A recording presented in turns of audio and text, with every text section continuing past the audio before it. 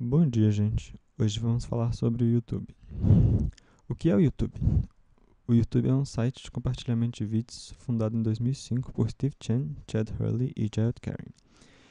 Em 2006, a empresa foi comprada pelo Google por 1,650 bilhões de dólares. E para que serve o YouTube? Bom, o YouTube obviamente serve para ver e compartilhar vídeos. Mas como o público é muito diverso, o site é usado por vários motivos, não depende muito da pessoa. O, Predominantemente o conteúdo é voltado para o entretenimento.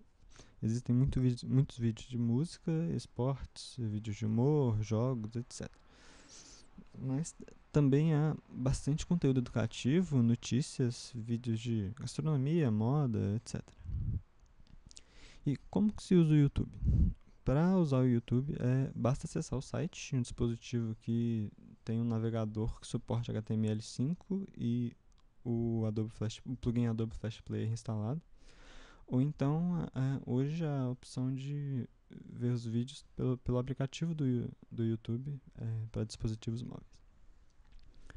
Mas caso o usuário queira uma experiência mais completa, ele deve criar uma conta no site ou acessar o YouTube com sua conta do Google, que assim ele vai poder fazer o upload de vídeos, se inscrever em canais, comentar, avaliar os vídeos, etc. E bom, como funciona o YouTube? Depois que é feito o upload do vídeo, o YouTube disponibiliza ele nos formatos FLV, 3GP, MP4 ou WebM, dependendo da resolução do vídeo que o usuário escolhe para ver. E nesse trabalho vamos falar sobre o. Nesse trabalho será descrito o funcionamento do MP4, padrão de vídeo usado pelo YouTube a partir de novembro de 2008. O MP4 é um padrão de vídeo que é muito utilizado hoje porque é, ele é capaz de gerar vídeos de alta qualidade com um número de bits menor do que os padrões de vídeos anteriores. E como que o MP4 faz isso? Ele para diminuir o número de bits gastos, ele tenta diminuir a redundância temporal e espacial dos vídeos. Mas os outros padrões também fazem isso. Então, o MP4 faz ainda outra coisa, que é a codificação de objetos. A codificação de objetos funciona da seguinte maneira. O, em um quadro aparece, por exemplo, um objeto e no outro quadro ele aparece. A tendência é que nos quadros seguintes apareça o mesmo objeto também. Então, se o plugin de vídeo for capaz de codificar esse objeto e só trasladar ele, vai haver a economia de bits. Mas bom, como que funciona essa codificação de objetos? Primeiramente, o plugin vai segmentar a cena em vários objetos. Aqui nessa imagem, por exemplo, podemos ver que o carro é um objeto, as pessoas são outro objeto. E depois disso, ele vai classificar os objetos. Essa classificação elas podem ser em categorias como pessoas, face, cabeça, objetos geométricos. E isso vai facilitar bastante no próximo passo. Bom, as regiões da cena que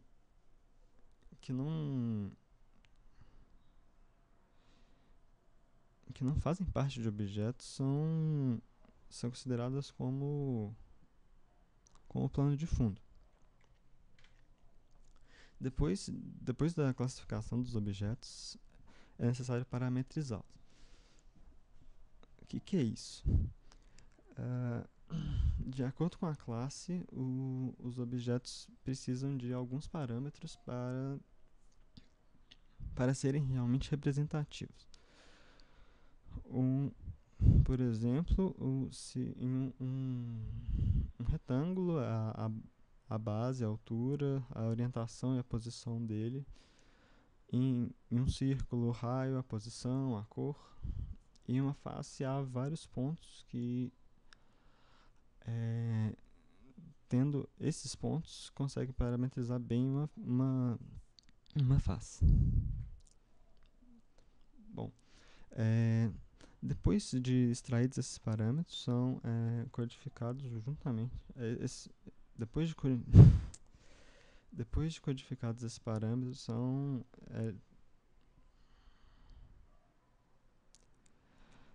eles são codificados junto com as classes e é transmitido vídeo. Bom, a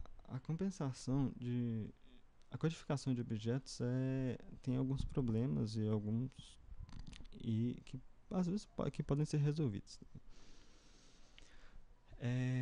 O problema dessa compensação de movimento é que ela só é eficiente para translação.